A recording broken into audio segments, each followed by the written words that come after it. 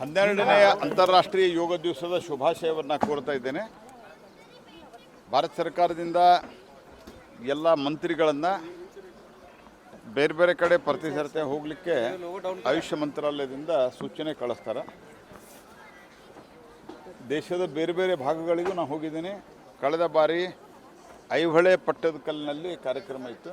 ಈ ಬಾರಿ ಬೆಳಗಾವಿಯ ಸುಪ್ರಸಿದ್ಧ ಸುವರ್ಣ ವಿಧಾನಸಭೆಯ ಆವರಣದಲ್ಲಿ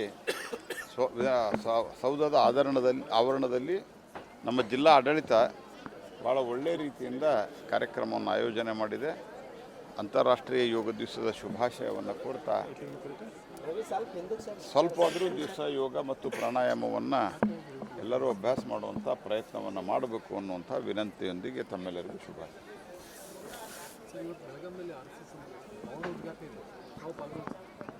RSS ಅಂತ ಹೇಳೋದಲ್ಲ, ಅದು ಜಗನ್ನಾಥರಾವ್ ಜೋಶಿ ಅಂಥೇಳಿ ಈ ರಾಜ್ಯ ಮತ್ತು ದೇಶ ಕಂಡಂಥ ಒಬ್ಬ ಅಪ್ರತಿಮ ರಾಜಕಾರಣಿ ಇದ್ದರು.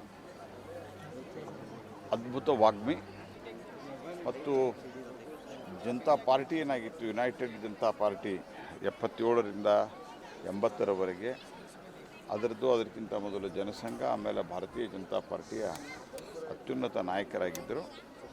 ಅದರ ಜನರಲ್ ಸೆಕ್ರೆಟರಿ, ಉಪಾಧ್ಯಕ್ಷರಾಗಿ ಎಲ್ಲ ಕೆಲಸ ಮಾಡಿದರು.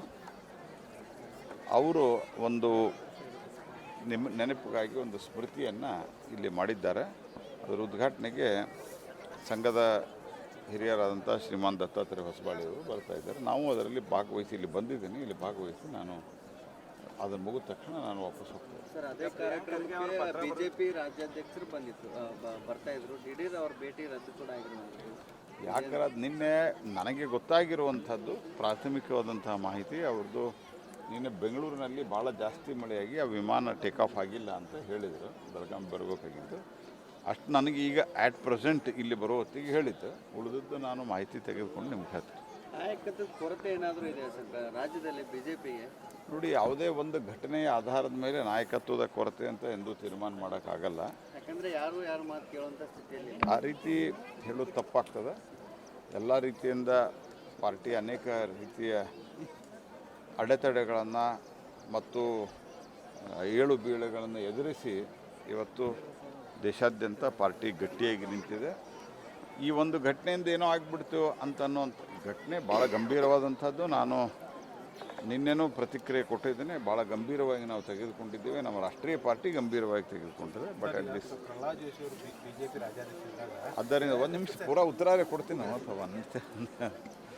ಆದ್ದರಿಂದ ಮುಂದೆ 2028ರಲ್ಲಿ ನಾವು ಭಾರತೀಯ ಜನತಾ ಪಾರ್ಟಿ ರಾಜ್ಯದಲ್ಲಿ ಅಧಿಕಾರಕ್ಕೆ ತರಲಿಕ್ಕೆ ಏನು ಬೇಕು ಆ ಎಲ್ಲ ಒಂದು ಕೆಲಸವನ್ನು ಮಾಡ್ತೀವಿ. ನಮ್ಮ ರಾಷ್ಟ್ರೀಯ ನಾಯಕರು ಇದನ್ನು ಭಾಳ ಗಂಭೀರವಾಗಿ ತೆಗೆದುಕೊಂಡಿದ್ದಾರೆ.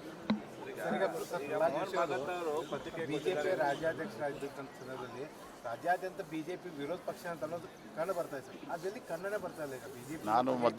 ನಾನು ರಾಜ್ಯಾಧ್ಯಕ್ಷ ಅಂತ ತಿಳ್ಕೊಂಡು ನಮ್ಮ ರಾಷ್ಟ್ರೀಯ ನಾಯಕರು ಯಾರೂ ಹೇಳಿಲ್ಲ, ನಾನೂ ಹೇಳಿಲ್ಲ, ರಾಜ್ಯ ನಾಯಕರು ಎಲ್ಲಿ ಹೇಳಿಲ್ಲ. ಬರ್ತಾ ಇದೆ ಮಾಧ್ಯಮದಲ್ಲಿ. ನಮ್ಮದೇನು ಅದಕ್ಕೆ ನಾನೇನು ಪ್ರತಿಕ್ರಿಯೆ ಕೊಡಬೇಕು? ಅದಕ್ಕೆ ನಮಗೇನು ಅಂದ್ರೆ ಆ ರೀತಿ ಎಲ್ಲಿಯೂ ಪ್ರಸ್ತಾವನೆಯೂ ಇಲ್ಲ ಅಥವಾ ಯಾರು ಚರ್ಚೆನೂ ಆಗಿಲ್ಲ. ಇಲ್ಲಿ ಕಾರ್ಯಕ್ರಮ ನಡೀತಾ ಇರೋದ್ರಿಂದ ಇಲ್ಲಿಗೆ ಇದನ್ನು ನಿಲ್ಲಿಸ್ಕೊಳ್ಬೇಕಾರೆ ಆನಂತರ ಆ ಸಂಘದ ಕಾರ್ಯಕ್ರಮಕ್ಕೂ ಹೆಂಗಿದ್ರು ಬರ್ತಿರಲ್ಲ, ಅಲ್ಲಿ ಡೀಟೇಲ್ ಆಗಿ ಏನಾರು ಇದ್ರೆ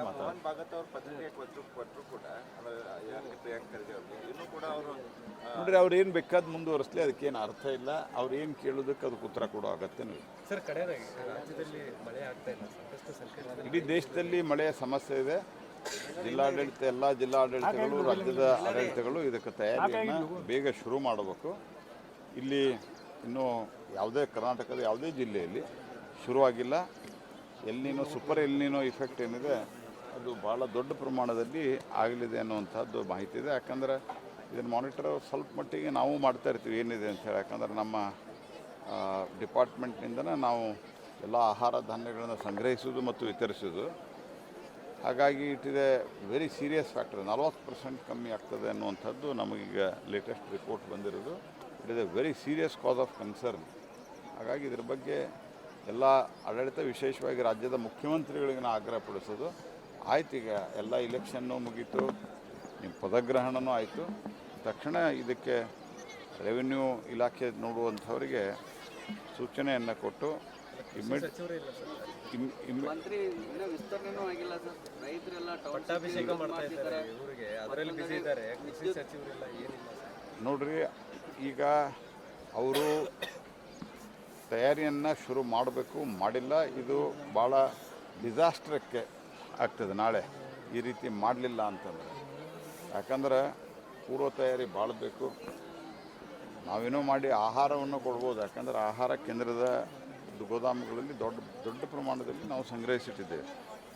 ಬಟ್ ಇದರಲ್ಲೇನಿದೆ, ಉಳಿದಂಥ ಮೇವು, ಕುಡಿಯೋ ನೀರು ಮತ್ತು ತರಕಾರಿ ಇವೆಲ್ಲ ಸಂಗತಿಗಳಿಗೆ ಭಾರಿ ದೊಡ್ಡ ಸಮಸ್ಯೆ ಉಂಟಾಗ್ತದೆ. ಯಾಕಂದರೆ ಮಳೆ ಶಾರ್ಟೇಜಸ್ ಭಾಳ ಜಾಸ್ತಿ ಇದೆ.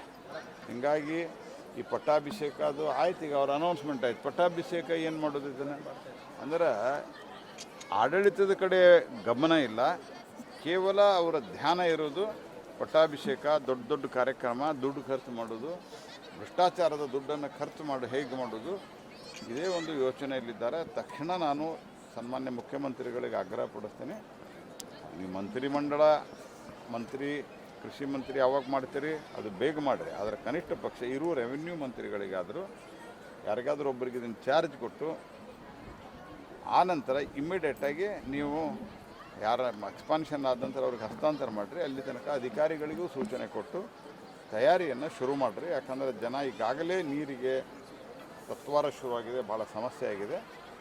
ನಿರ್ಲಕ್ಷ್ಯ ವಹಿಸುವುದು ಇದು ಒಳ್ಳೆಯದಲ್ಲ ಅನ್ನೋಂಥ ಸ್ಪಷ್ಟ ಎಚ್ಚರಿಕೆಯನ್ನು ಶಿವಕುಮಾರ್ ಅವರಿಗೆ ಕೊಡ್ತೀವಿ. ವಿದ್ಯುತ್ ಖಾಸಗೀಕರಣ ಕೂಡ ಮಾಡ್ತಿದ್ದಾರೆ ರಾಜ್ಯದಲ್ಲಿ, ಅದು ವಿರೋಧ ಆಗ್ತಿದೆ. ಅಲ್ಲ, ವಿದ್ಯುತ್ ಖಾಸಗೀಕರಣದ ಬಗ್ಗೆ ಏನು ಆ್ಯಕ್ಚುಲಿ ಅವರು ಅಪ್ಲಿಕೇಶನ್ ಹಾಕಿದ್ದಾರೆ ಇದ್ರ ಬಗ್ಗೆಲ್ಲ ನಾನು ನೋಡಿ ನಿಮಗೆ ಪ್ರತಿಕ್ರಿಯೆ ಕೊಡ್ತೀನಿ. ಕರ್ನಾಟಕ ಪ್ರದೇಶ ಕಾಂಗ್ರೆಸ್ ಸಮಿತಿಯ ನೂತನ ಅಧ್ಯಕ್ಷರಾಗಿ ನೇಮಕಗೊಂಡಿರುವ ಹಾಗೂ ವಿಧಾನ ಪರಿಷತ್ ಚುನಾವಣೆಯಲ್ಲಿ ಜಯಗಳಿಸಿರುವ ಹಿರಿಯ ನಾಯಕ ಬಿಕೆ ಹರಿಪ್ರಸಾದ್ ಅವರಿಗೆ ಹೃತ್ಪೂರ್ವಕ ಅಭಿನಂದನೆಗಳು. ಶುಭ ಕೋರುವವರು ಶ್ರೀಮತಿ ಸಂಧ್ಯಾ ಮಂದಾರಿ, ಐಎನ್ಟಿಯುಸಿ ಮಹಿಳಾ ರಾಜ್ಯಾಧ್ಯಕ್ಷರು ಹಾಗೂ ಜೀವನ್ ಸಂಧ್ಯಾ ಫೌಂಡೇಶನ್ ಸಂಸ್ಥಾಪಕ ಅಧ್ಯಕ್ಷರು, ಬೆಂಗಳೂರು. ಹೆಚ್ಚಿನ ವಿಡಿಯೋಗಳಿಗೆ ಪ್ರತಿಧ್ವನಿ ಯೂಟ್ಯೂಬ್ ಚಾನೆಲ್ ಸಬ್ಸ್ಕ್ರೈಬ್ ಮಾಡಿ, ಬೆಲ್ ಐಕಾನ್ ಕ್ಲಿಕ್ ಮಾಡಿ.